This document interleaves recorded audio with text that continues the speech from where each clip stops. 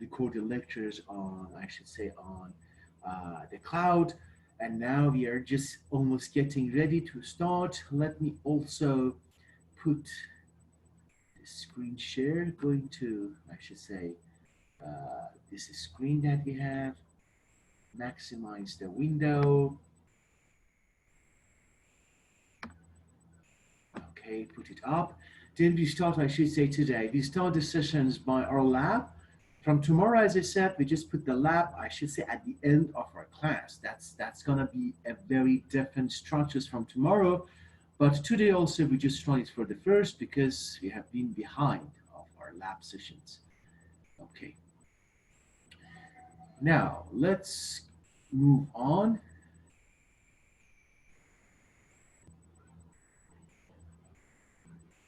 I'm just gonna, yesterday, if you remember, we were able to run our first, I should say, model to those women, those 15 American women, which we had their heights and weights, and we were able to plot those women on a graph, if you remember, in the R or R studio, and we were able to just show those plots to show represents those 15 points on the graph based on, or I should say, on a line which we thought that it's gonna represent our data as a best fit to represent our data.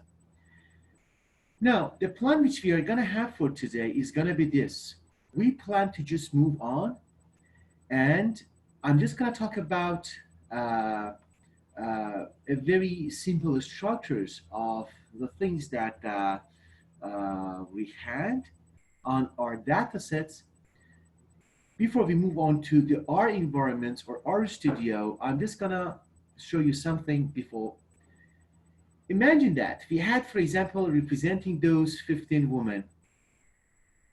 These simple lines, for example, these, I should say, 7 points, these 7 stars, they represent those American women. 7 of those 15 out of those 15 American women that we just worked with them yesterday. And if you remember, you're just going to go back to the R studio or R to represent those, I should say, those points again with the best fit which we made yesterday.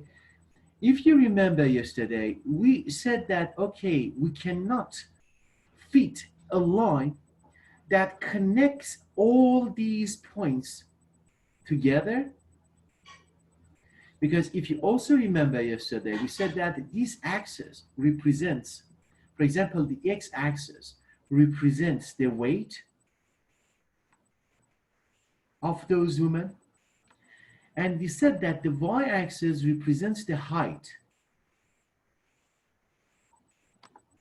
of those women.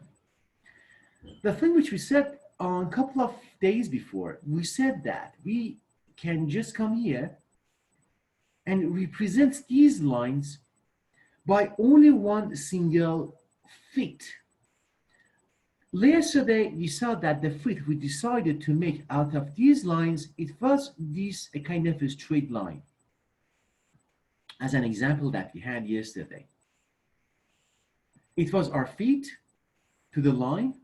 And if you also remember, we said that we cannot, like the case which we had in the past, that for each data sets, for each, I should say, for each stars which you see over there, which represents a one single point of every single woman, which we have their weights and their height, you saw that we cannot, in this case, for example, come here and just feed them pairwise. We just have a line which represents all of them at the same time.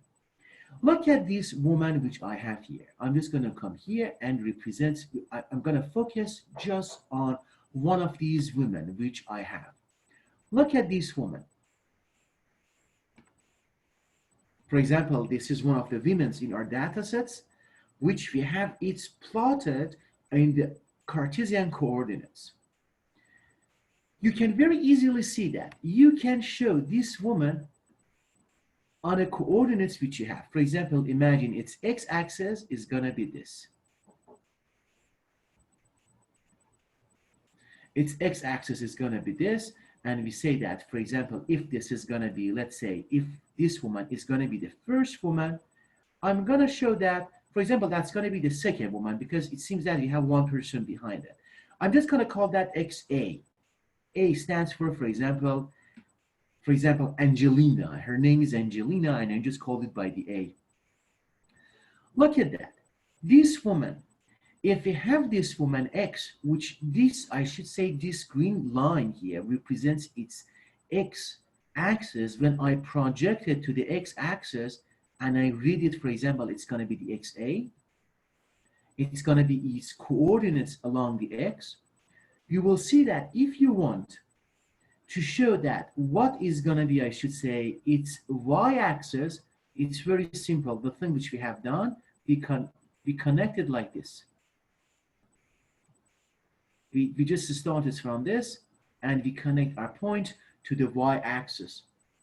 Then what do I get from there? The thing which I get from there is this. If it's going to be, I should say, a normal line, I should say, to the y-axis, which our y-axis represents the height of this woman, you can see that you can just write it, for example, the YA. YA means what? Means that if I'm looking at the Angelina here, for example, this point, let me, it's not, if it's going to be, for example, its height axis, it's going to be the thing which I read along the Y. Then you see that for this American woman, the thing which I see in reality, that woman has this much weight, which is going to be XA, and in reality, it has this much of the height, which is going to be the YA. And now, look at this one. That's the thing which we have it so far, in reality. But the blue line, which we connected yesterday in our data sets by the model that we fitted by a function which it was called LM, the linear model, you saw that when we plotted that line, that we plotted that fit, we just got this blue line. This blue line is a representation of these points. Still, you see that with this line, still for the Angelina, we have the same, I should say, we have the same height because we have the same weight. Because you can see that if I connect this point to the line which we thought of this, that this line is going to be the X of Angelina, that woman, still the point on this line which I have, which it represents the weight or X coordinate of this American woman, this is still going to be the same thing. But however, this line is a representation as an approximate for this woman's, I should say, height. Why I'm saying that? Because you will see that if I just want to get its height, I can just, from this point which represents Angelina, I can do what? I can come here and I can connect this point to this line, to the height axis.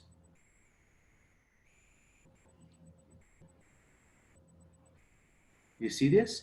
We assume that this is still this one, this woman, for example, let's call that, I call it Angelina. Angela, for example, it's easy to write it. You see that from the reality, if it has XA, and in reality it has YA, these are the projection to the X and Y. However, our blue line, which is our model, it reads the same XA, but at the same time, the projection which it has, because it shows the data is going to be this, it comes to this point to represent its height. I'm just going to call that YA, because it is going to still represent Angelina's height, which we predicted from our model, but in order to make it to look different compared to the reality, which is going to be the height of the Angela in reality, I'm going to put a hat on top of the YA which I have. You see? And that's the thing that you're just going to have right now here. Okay. And now look at this. Then you see that for this point, we have essentially two different points in terms of, I should say, in terms of the height. In terms of the height, I have either YA, which is the one which is reality for XA, and I have YA hat, which is, I should say, our prediction from the model, which is represented by this blue line. Then you see that there is a difference between these 2 points. The one which is from the reality, we are here on the y-axis, but our prediction lands here in our y-axis. Then you see that there is, I should say, a difference between these 2 points.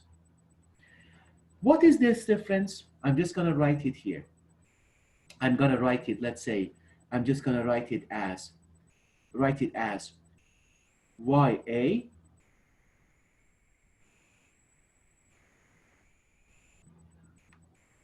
minus YA hat. Sorry, not this one is going to be the hat because I have the hat for the previous one. I'm just going to call this one E of A, which stands for the error. Why I call this error? Because I'm just going to call this epsilon or EA,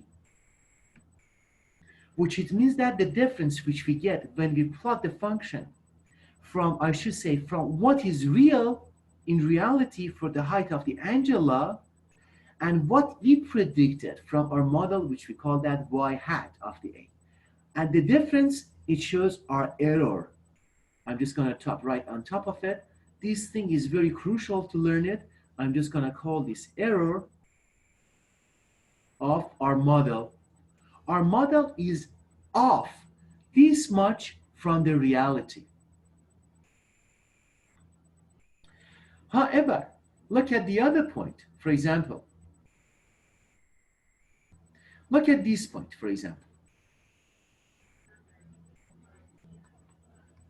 Anyone is good so far? Yes. Yes. Awesome. Glad to hear. The thing is easy so far, huh? Look at this one. Let me remove some of the points because they are in the way. Let me show the points, for example, these ones here. Okay. Look at this point.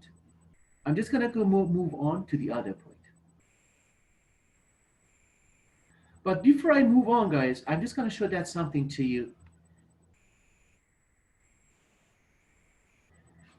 The epsilon A, which I extracted from here, it's a positive number, right? Because YA hat is above the YA, then you subtract them, your prediction from the reality, you get the positive number.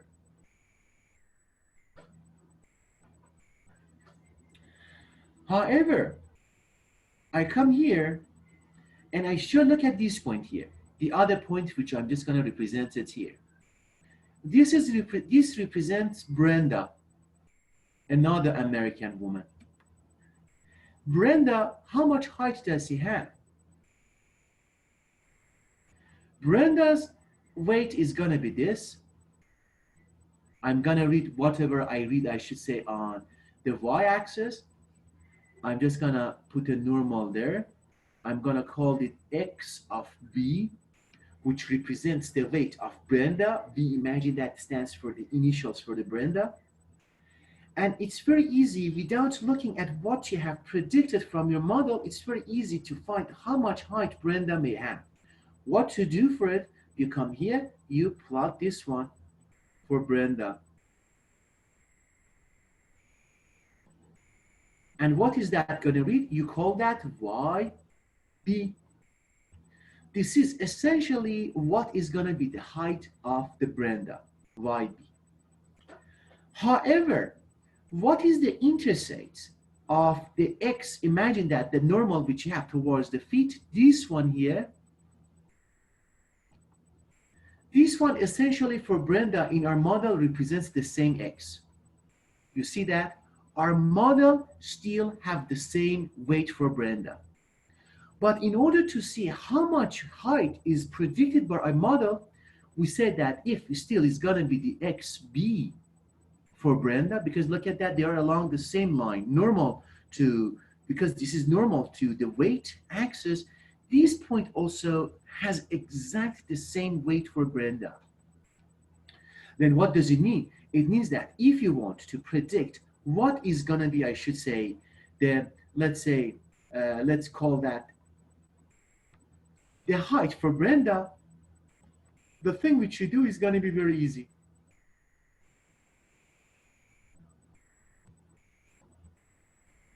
You come to connect this point to, I should say, to the y-axis. And we imagine that it's going to be the normal, this one is normal, and this one is normal. This one represents what? This one which I have here, it should represent the y. The height of Brenda, this point which isn't connected, but because it's a prediction from my linear feet, I'm called this one y hat b. I'm called this one y hat b. Okay. Then you see that from our model, the thing that we extracted from here, we have this one. We have for Brenda, we are not exactly, we are off a little. You see the distance from here to there?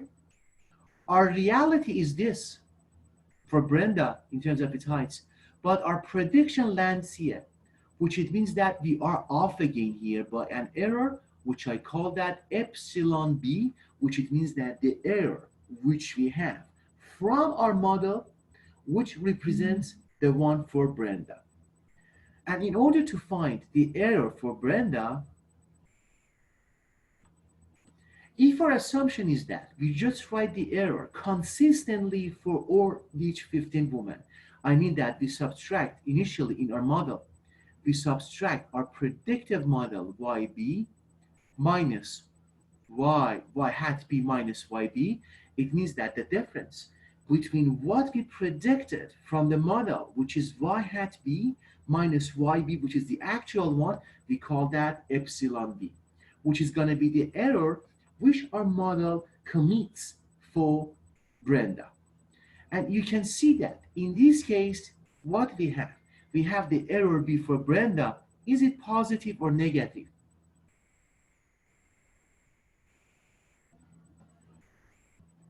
Look, YA is above, YB is above the Y hat B in our model, which it means that YB is bigger than Y hat B. Then essentially it means that the subtraction which you are making, you are extracting something from a bigger something, which it shows that the error which you extract from here is going to be negative. And now look at this one. For the error which we had for Angela, we had an error positive. For the error which we have, I should say for Brenda, we have the error negative. Then essentially, it means that when we are just going to come to find the total error, what do? We come here to say what? We come here to say that, okay, the errors, the total error, which I'm just going to find, I call that total error, which I'm going to find is going to be what? Is going to be the error from Angela plus the error from Brenda and plus the errors from the other women, which I have 15 women. Which essentially you can write it based on the sigma notation which you have learned. You can write it like that. You can write it the sigma epsilon of I represents the individuals. That's why we called it I. I stands for individuals. Going all the way to what? Going all the way to the 15, because we have 15 women, then we have 15 individuals and 15 predictions. That's going to be this. But however, you see that some of the things that we have, some of the errors are positive, some of the errors are negative, some of them are just going to cancel out the others, and we do not see the exact nature of the errors that the model is committing. Then as a result, in order to remove this, we have two choices. Either we get the absolute value of the errors, which I mean that, for example, we say that the errors represents by the absolute value of the errors. For example, error A is absolute value of the error A. Or for example, you can say that error B is going to represent the absolute value of error B. Then every error is going to be positive. Then when you come to find the concepts of the total error below, I should say the page which I have here, you have not the problem of hiding the impact of the errors because they are canceling out from each other. That's one option that you may can think of it. But we can come also, because historically this error is represented by a different methodology, we are going to say, okay, we can, although we can choose the absolute terms of the errors together, we can come here to find the errors as what? As the square root of it. Put them to the square, then it means that if something is positive, when I square it, it remains positive, or if something is negative, when I square it, it becomes positive. Then it means that when I come to the error to write the errors, I come here to say that the epsilon A, I'm gonna square it, then it essentially becomes what? Becomes y hat A minus ya all goes to the power 2. That's what we call it what? That's what we call that squared errors.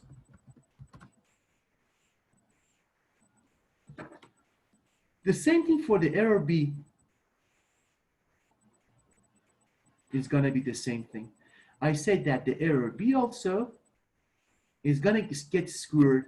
It means that yb hat minus yb is going to be what? It's going to be goes to the power 2.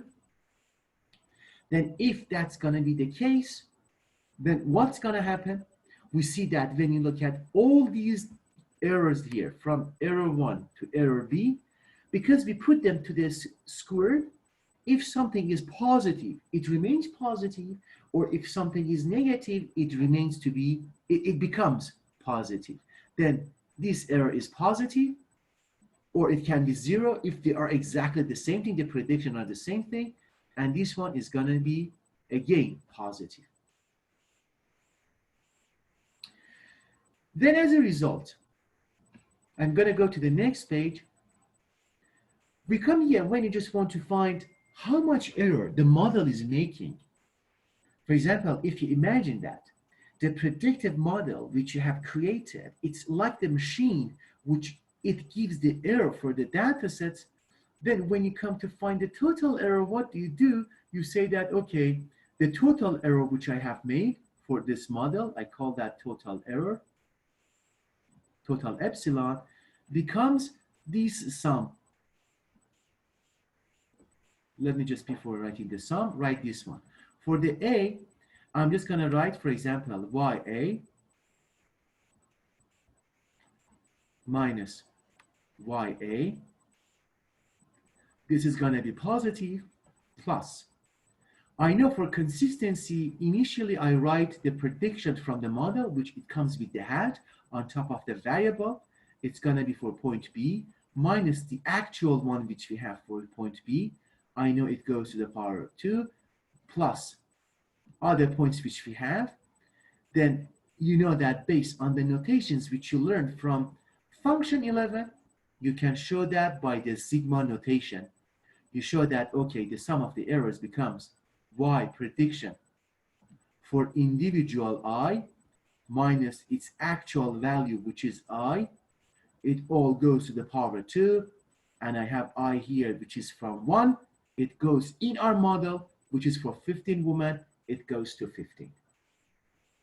Correct? This one represents the sum of the errors. We call that the squared sum of the errors, or what do we call that in our terminology? It's going to be ordinary least squares. Okay. Why do you call that ordinary least squares? This methodology, we call that ordinary least squares. Why do we do that? We love this terminology here. Why do we call that ordinary least squares? Guys, imagine that. We have two methods. We have two models. We have model A. For example, you have, let's plot two things.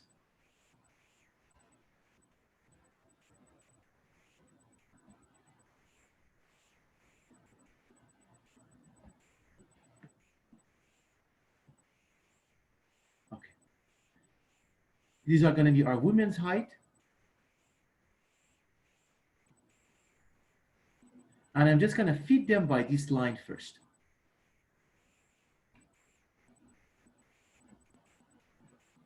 I'm going to call this one model A.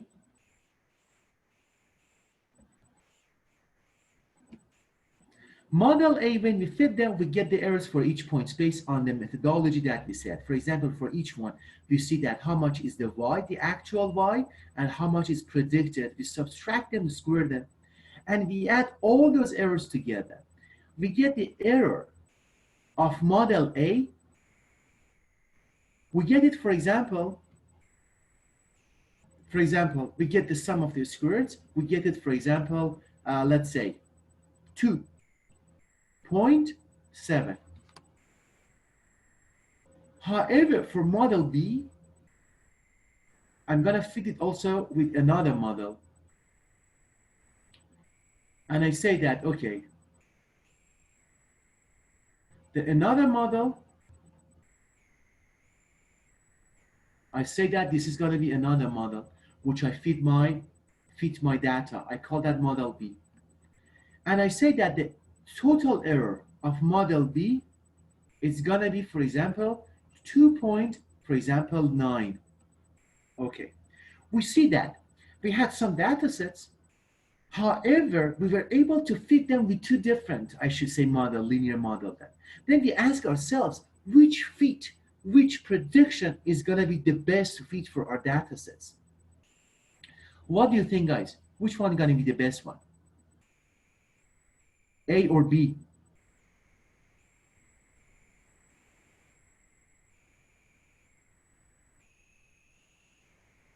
Do you think A is the best fit or B is the best fit based on these two lines? If you wonder which one is that, that's what we call that the ordinary least squares. I put that inside the quotation. When we say that ordinary least squares, that's going to be the method which we have for our prediction. It means that when we talk about the least, it means the lower. Then it means that if you have two models, the one which produces the lower error, the lowest error is going to be the best one. Imagine that having error is not a good thing to have it. Then in all the things which you just walk in life, in all walks of the life which you just go, always with any models which you have, always you try to minimize, I should say, the errors which you have created in your model. For example, imagine that if one of them in producing the error is going to be 2.7, the other one 2.9, you see that the model A, it gives you the lower amount of the error. Why? Because you see that error for the model A is less than the error for model B. Then as a result, this one is going to be very crucial for us. Then we said that the model A which we have is going to be the best one. Then we choose model A because model A gives us the least amount of the error, and that's what we need. Okay. Essentially, that's the thing which we covered about, I should say, the sum of the errors. Then before we just go to our studio to check again the data sets which we had and the model which we created yesterday, please remember this methodology, guys. Then we said that the total error,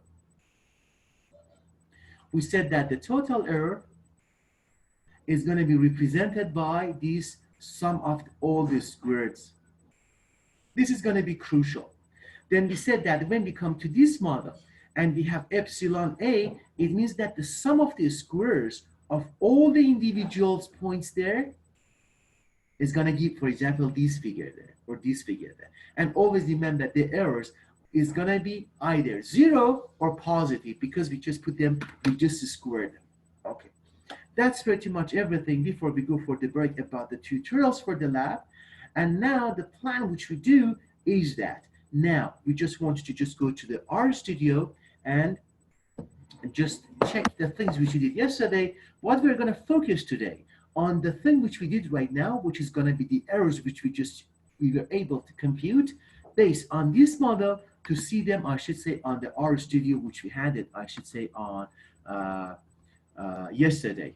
Okay, guys, please right now then, please everyone opens your R session or R Studio.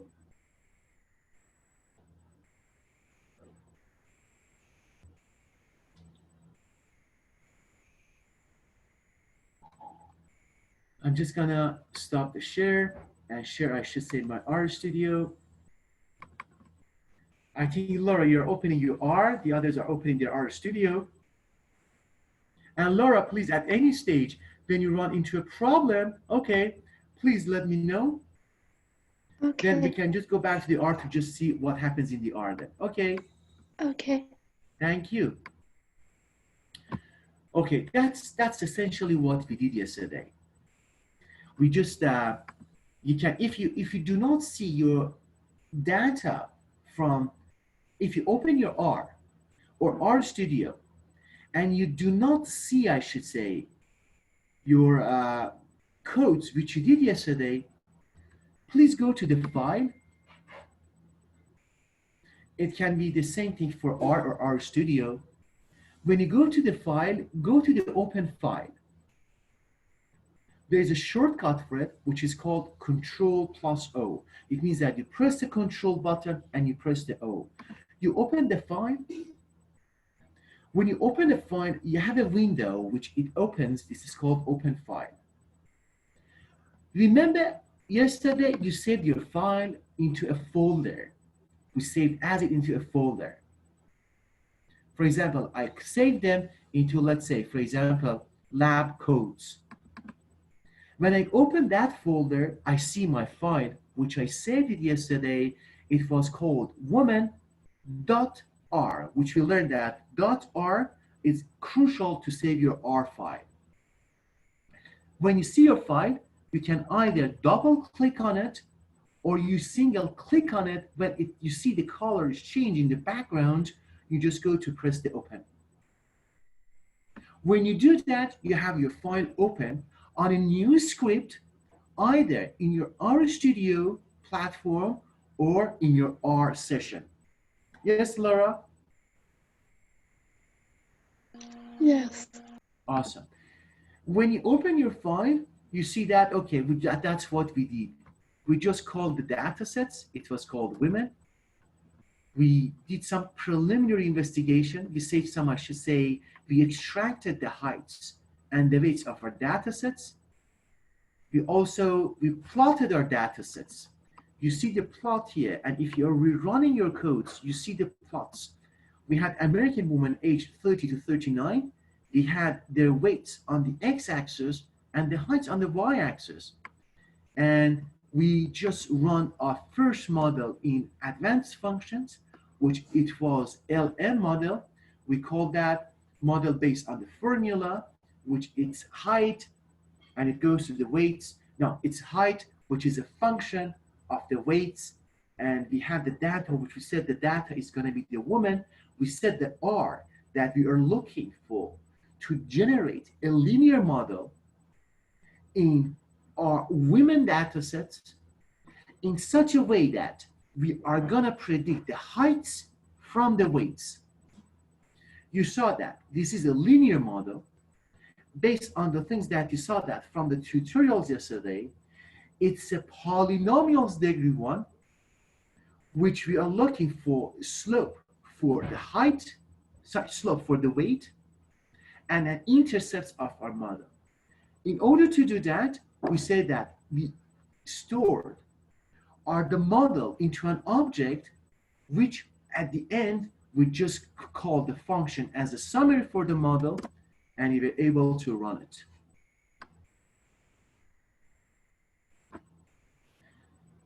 Okay, now you see that now the things which we have done. You see that the formula, you see the output. Now, before we go for the break, we have a very simple, I should say, task to do from the things which we did yesterday. We remember the call. It reminded us the model which we created it. We have the residuals. What are the residuals? The residuals exactly, it's a technical word and the technical terminology of the errors. For example, when you had the height of the Angela in our model, for example, this one. We have this one, and at the same time, for example, we just use the AB line to plot our feet, the line which you saw that on the tutorials, which we got it by this model, by this code yesterday. We said that, for example, for this woman, which is at the, let's say, for example, here, we have the actual height, you saw that before, we call that y hat, and we have the predicted height, which we call that y hat. It comes from whatever you have on the line, go to the normal, to the height axis, and we have its actual height. The difference, before squaring them, we call them errors. And essentially, I should say the residuals is another name for the errors. You see that the minimum errors which we get in our model means the lowest errors which we get is minus 0.83, and the highest errors which we get in our model is 0.49, which I do expect it's going to be for either one of these women, the first woman or the last woman.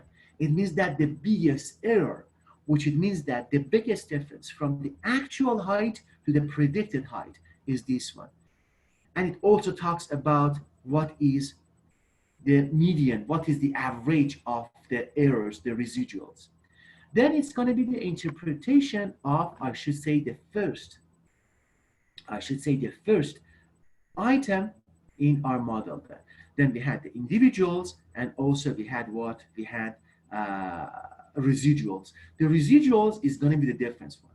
You see that this is still before squaring the errors, because we see that we have a minus still, we have a negative error. The negative error or the negative residuals, that's the thing that we see this year on the first quartile, which is the first 25% of the errors, and the third quantile, which they call that the 75% of the errors. We do not need to just go into these details. What is the first quantile and what is the third quantile? The only thing that we want to learn is this one. We see the residuals essentially is the errors before we square them. We came to the coefficients yesterday. In the coefficients that we talked yesterday, we saw that because we fitted a polynomial of degree 1, we expected to have one slope, which represents the coefficients for the weight, and one intercept. The model makes a prediction for this. The model says that the estimate of the intercept, B, is going to be 25.7.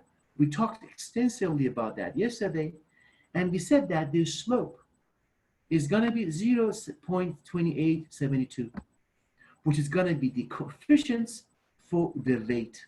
You see the weight here, and you have a number at the column of the estimate, which we call that the weights. It was essentially the thing that we talked about that yesterday. And now, the other thing that we want to do, we also wrote a model like that, but however, before we move on, yesterday we draw a very important conclusion of the model was that if you look at the weight, our weight is something positive. We learned yesterday the sign of the slope or the coefficients which you get has a tremendous interpretation. The weight which is going to be positive, it had two implications. We covered that yesterday. I say that for the review now. We saw that the positive slope, it says that the weights and the heights, they are in the direct relationship. It means that if the weights increases, you expect also the height to increase, and vice versa. If the weight decreases, you expect also the height to decrease. But how to quantify these changes? We came to the second interpretation. We said that for any unit change of the weight, if we measure the weights in pounds, for any change in weights, which is going to be 1 pound, we expect to have the change in our height by 0.28 inches. And that was two important implications of the slope of the model which we got. We also talked about, I should say, we didn't talk about the p-value and t-value, but we are going to cover that gradually as we move along. But we saw that these stars which we have, 3 stars means the importance and significance of those slopes and intercepts in the predictive power of your model. We're going to talk about that more. However, before we finish this tutorial, we said that yesterday we had 3 items here. We talked about one of them before. We said that multiple R squared, which in our model was 0.991. It's always a number less than 1, which it means that you can multiply that by 100 and you obtain a percentage. In our model, which we fitted yesterday, we said that the model is multiple R squared is 0.991, it's or 99%, which it means that the model which we have, it was able to capture 99% of the variations of the height and weight of the women in those 15 woman sets that we had. Which is a good sign. It means that the model which we have is highly informative. Also, we talked yesterday about something which we call that residual squares, residual standard error on 13 degrees of freedom. We're going to talk about the 13 degrees of freedom. What does it mean? But in order to finish our tutorial today and to learn something new, we talked yesterday and right now today we talked about the errors. And if you remember, we talked about the sum of the squared errors, which we use the sigma to add the squares, the squared errors of all individual women. That's right. And that's essentially, that's what we had. Look at the first row which we had for the residuals. Before, I should say, before squaring them, we had the information. Well, look at that. We had some minus, and you see that this amount which we have here is essentially the sum of the squared errors which you have in our data sets, which it means that one of the best things to look as a comparisons of the models which you get, aside from you look at this one, at this data, which you say that the multiple R squared, to see how much information you have been able to capture into your model. Also, the other one, which is good to look at, that when you compare your models in your project, is going to be this one, the residual standard errors. Then as a result, if you're able for your project to fit a model with a different method, and you get the residual standard errors lower than 0.44, it means that that model is going to be the best one. We're going to talk about also in future the comparisons of the model, but essentially the thing that we had to talk about is right now, it was highly focused on what is the residuals, what is the residual standard errors, and what is the ordinal least squares of the method that we have. Okay, now we are done with this lab today, but tomorrow when you come back, we are just gonna fit the same data sets, but with a polynomial of degree 2. That's gonna be done tomorrow.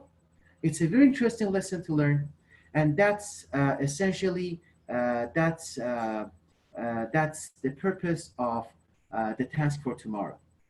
And what time is it now? I think we have still some time. But before we finish the lab, guys, any questions so far? No. Any questions? No. Okay. Before we finish, we just write only two codes as long as we talked about the residuals. The residuals which you want to get is this. You see that if we just write this code, we said that the theta, find, uh, okay. Guys, I think I don't want to just make it exhausted then. It's time is 9:40. Let's take a 10 minutes break. When we come back, we have 15 minutes break of the lab. Then we finish the lab for today then. Okay, it's 9:40. Please take 10 minutes break. Come back by 9:50. We continue the lab then. Okay. Okay. So guys, by 10:50, come back by 10:50. 10 minutes break then. Okay, see Okay. you soon.